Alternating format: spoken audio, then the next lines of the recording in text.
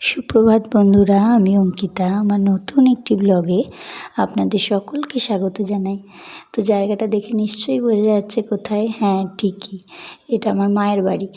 তো মায়ের বাড়িতে এসে গেলাম সকাল সকাল, বলতে গতকাল অবধি ছিলাম গ্রামের বাড়িতে, মানে শ্বশুর বাড়িতে।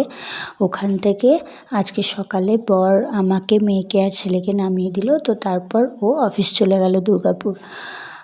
তো এই যে এসে গেছি, এখন এসে খুবই ভালো লাগছে। অনেক দিন পর এলাম, মানে দুদিনের জন্য ছুটি আছে এখন আর কি, ছেলে স্কুলে ছুটি।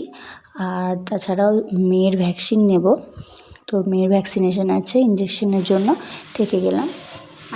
তো দেখো এসেই আমি আর ছেলে ব্রেকফাস্ট বানিয়ে নিচ্ছি, টিফিনটা।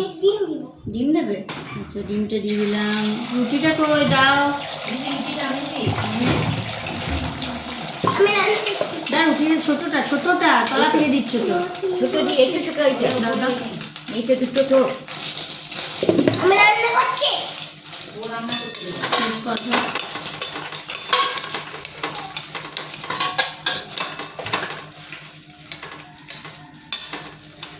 এগ রোল রান্না হচ্ছে, বলো। এগ রোল রান্না হচ্ছে, এগ রোল রান্না হচ্ছে।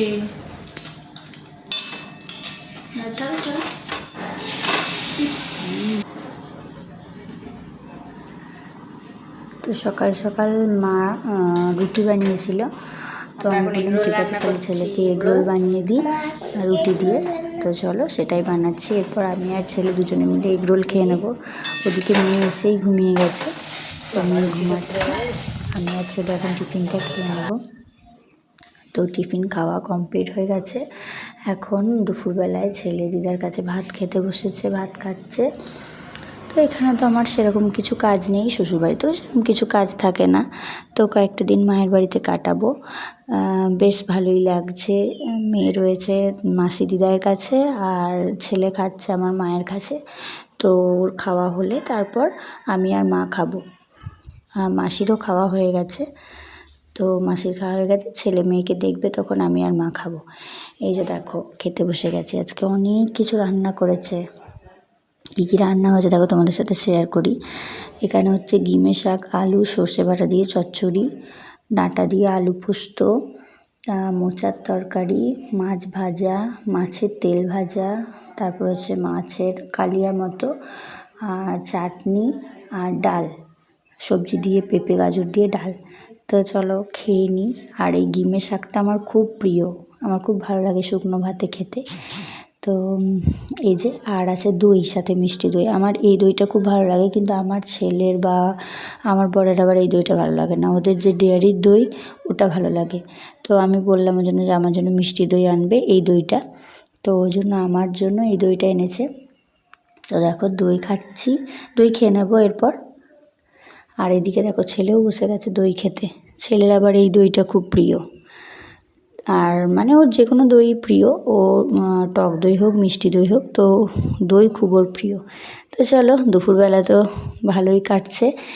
এরপর দেখো রাত হয়ে গেছে, অনেক রাত। বলো কি বলছো, কি বলছো তুমি? রাত্রে ঘুমোবে না?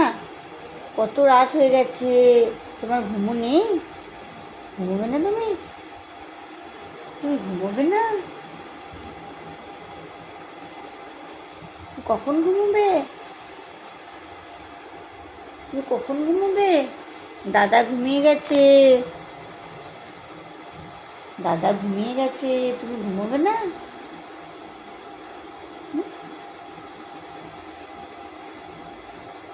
কত রাত হয়ে গেল, ঘুমিয়ে যাও। শুয়ে পড়ছে, দিদা শুয়ে পড়ছে।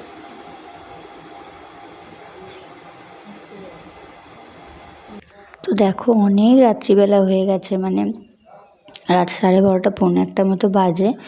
তো মেয়ের চোখে তো একদম ঘুম নেই, বড় বড় চোখ করেও তাকাচ্ছে।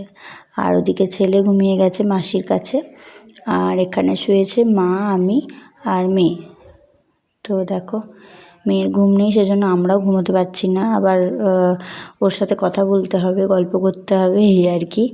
তো চলো ব্লগটা কেমন লাগলো অবশ্যই কমেন্ট করে জানিও। আজকের মতো টাটা।